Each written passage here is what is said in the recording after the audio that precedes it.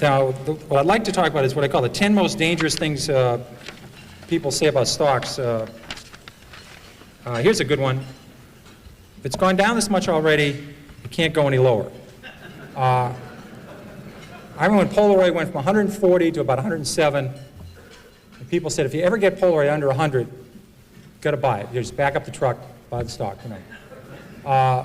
Stock, you get to 110, then rally, fall 103, you go 112, go 105. They said, gets under 100, buy Polaroid. Polaroid broke 100, people started buying it, and within 9 months, the stock was 18. I saw the same thing with Avon Products. So just saying, it's gone down this far, how much lower? I mean, it's crazy, but, it can keep going. In fact, I tried this out. Kaiser Industries, I was a new analyst at Fidelity, and we were about to buy the biggest block ever at Kaiser Industries. The stock had gone from 29 to 17. We're about to buy the largest block ever in the history of the American Stock Exchange. We bought, 10 or 15 million shares. At 15 3/4, they said, my God, the stock's gone from 29 to 17. How much lower can it go? So we bought this enormous block at 15 3/4. So I called my mother and I said, Mom, I guess stock at Kaiser Industries, it's 10. So about 3 months later, I said, you ought to buy this. It's gone from 29 to 10. How much lower can it go? Well, it went to 9, it went to 8, it went to 7, it went to 6, it went to 5, it went to 4. Now, fortunately for me, this happened very rapidly, or I'd be working at the Stop and Shop bag and behind the lines instead of Fidelity. So fortunately, this was compressed in only about 6 months. So I had to go to the fund manager and say, I was a little bit early on this at 15 3/4, we call this premature in the business. Had a correction, which is a euphemism for losing a lot of money rapidly. So I said, let's check this again. The stock's 4. They own 45% of Kaiser Aluminum. They own 59% of Kaiser Steel. They own 38% of Kaiser Cement. They own all of Kaiser Electronics, all of Kaiser Broadcasting, which had 7 TV sets. They own Jeep. They had Kaiser Fiberglass. I said about Kaiser Sand and Gravel. They had a bunch of other Kaisers. And they had no debt. Now, in this room, because I know Freeman Billings is very interested in financial stocks, no one's ever gone bankrupt without any debt. Now, that would take a real, I think you have to give some kind of distinguished service award to somebody who did that. But they had no debt. And I said, it's not going to go to 0. I was wrong when I said it can't go below 15. So we hung on, and within 3 years, they gave out the shares in Kaiser Steel, gave out the shares in Kaiser Cement, gave out the shares in Kaiser Steel and Aluminum, and they sold off all the businesses. You got about $55 a share. But if you didn't know the story, and the stock went from 15 to 11, and you're just saying, how much lower can it go? When it went to 9, went to 8, you would have gone. So you can't just say it can't go any lower, because I saw Taco Bell go from 14 to 1 in 1974, and they had no debt and making 60 cents a share. There's a corollary to that that's even more dangerous. If it's gone this high already, how can it possibly go lower? Higher, sorry. That. Philip Morris, adjusted for splits, sold for 12 cents in 1951. And then it goes to 60 cents in 1961. So it goes up 5-fold, and you say to yourself, how much, it never sold for that, but just for splits, you say, how much higher can this go? It's gone up 5-fold. They missed the power of Marlboro. They missed there's 220 countries in the world. They missed the cash flow of the company. They missed everything. This stock was a 100-bagger after going up 5-fold. But people sold it just saying, how much higher can it go? Can't go any higher. They did the same at Home Depot. They did the same with Toys R Us. I did the same thing at Toys R Us. Just saying it can't go any higher, it's gone this much already, that's very dangerous, and don't use that one. And it's a very bad thing to do. Eventually, they always come back. Here's another one that sucks. That's a technical stock market term we just use only in the stock market. The RCA just about got back to its 1929 price, was backed out by GE. Manville never came back. International Harvester, even with its name changed and adjusted for splits, hasn't got all the way back yet. Western Union. Double knits, remember those wonderful things, floppy disks? They don't have to come back, but they say eventually they always come back. Not true. Here's a great one. It's $3. How much can I lose? This is a great one. Because get out. This is, I don't have a computer and I can't do high-level math, but just do this one. So let's say your neighbor buys $10,000 of a stock at 50, and the stock's now 3, and you put $25,000 in at 3. If it goes to 0, who loses the most? A lot of people cannot answer this question. I mean, if you put $1 billion in at 3, you can lose $1 billion. I mean, they blow taps on lots of companies every year. You know, they can go to zero. Here's a good one that helped me a lot. It's always darkest before the dawn. This business is terrible. It's awful. You ought to buy the group. This is not a good way of making money. Here's one you're probably talking about before lunch, freight car deliveries. In 1979, there was 96,000 freight cars delivered in the United States. 2 years later, it fell to 45,000, the lowest in 23 years. So it goes from 96,000 to 45,000. People say business is awful, it's horrible, pathetic.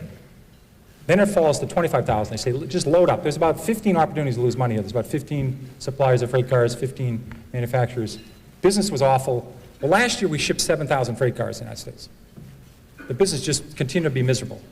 And I'll give you one there's even greater opportunity to lose money on. Energy services industry. This we all had a great opportunity to get our heads handed to us.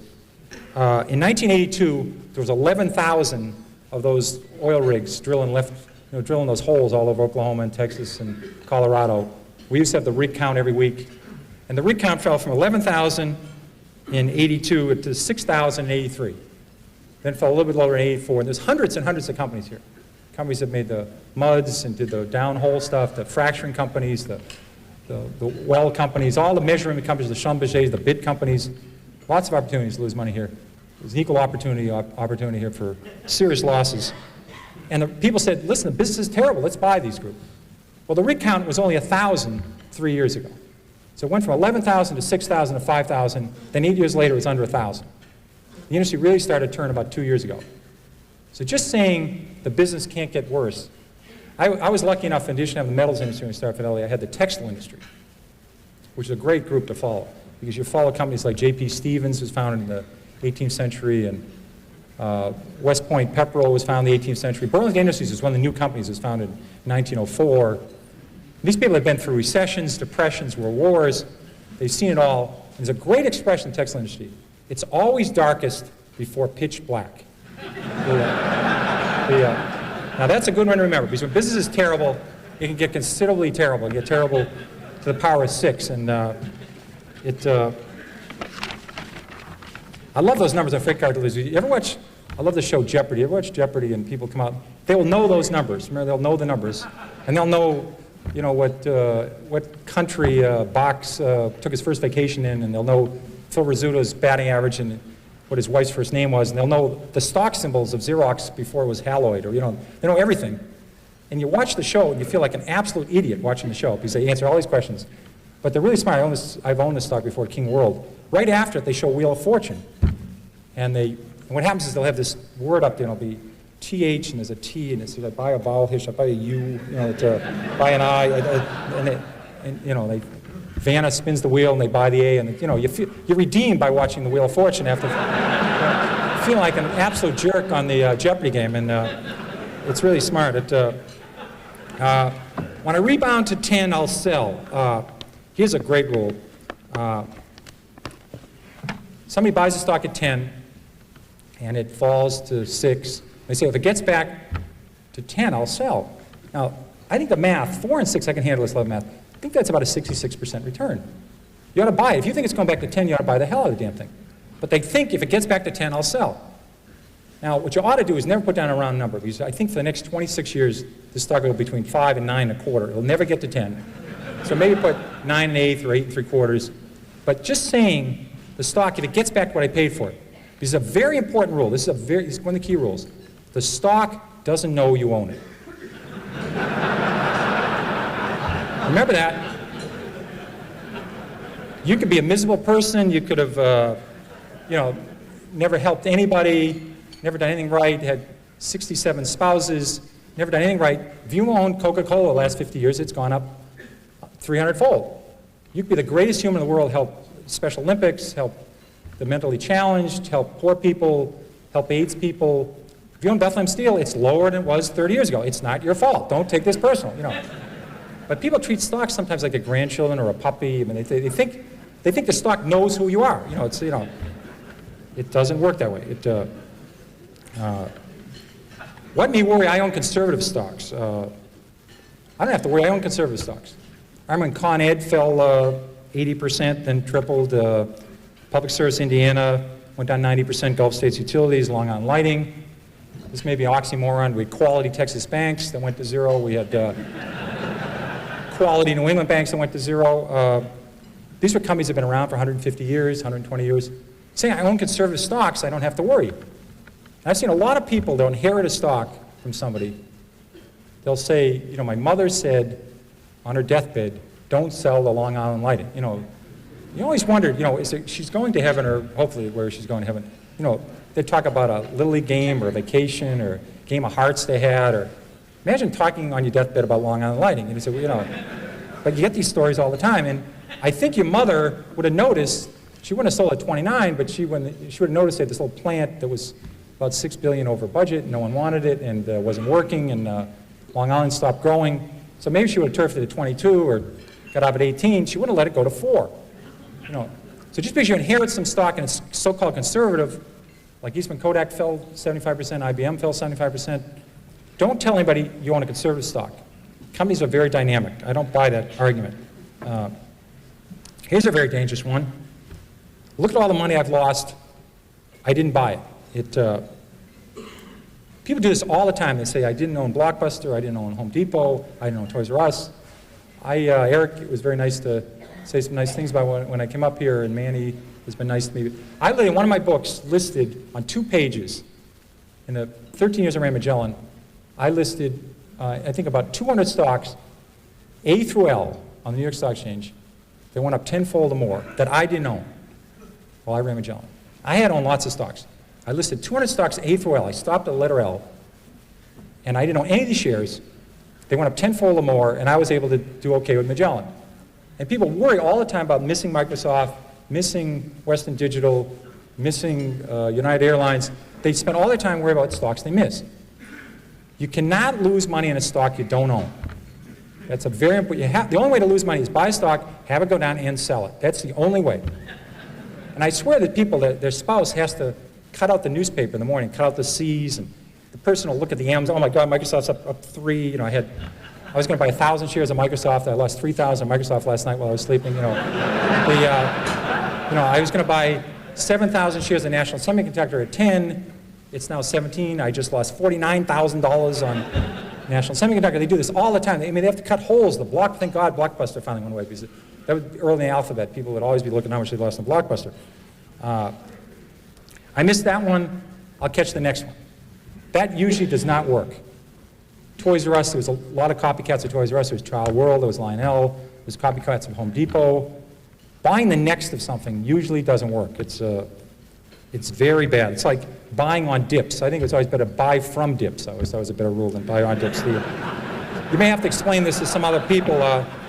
This is another technical term you may have to explain after hours what a dip is. They usually refer to it as plurals, dips. I never heard dip. You know, he's a dip, she's a dip. They usually only the plural tense for it. And it's a gender non-specific. It's usually plural. Dip is never used.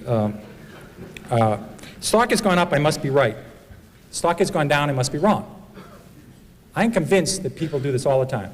They buy stock at 10, they buy a little bit of it, it goes to 13. They now say they don't know anything more about it than they knew when they bought at 10. They have no idea what this company does, but it's gone to 13. Now they take a second mortgage in their house and buy it at 13. The best thing that could happen for us is the stock go directly from 10 to 4 for these folks. You know. It's going to go to 4 eventually, but it goes to 13 in the middle. They're convinced now, they bought 100 shares at 10, now they buy 20,000 at 13. And all the fact is the stock went from 10 to 13 is it went up. The average movement of a stock on the New York Stock Exchange this century, between its high and its low, has been 50%. The average stock on the New York Stock Exchange. That means the stock started the year 20, sometime during the year sold 16, sometime during the year sold at 24, might have finished the year 21, might have finished the year 19. The average range of a stock on the New York Stock Exchange is 50% in 12 months, between its high and its low. So stocks go up and down a lot within a year. And say this stock is going up means you're right, doesn't mean a damn thing. So don't buy often on that one. That is not a good one.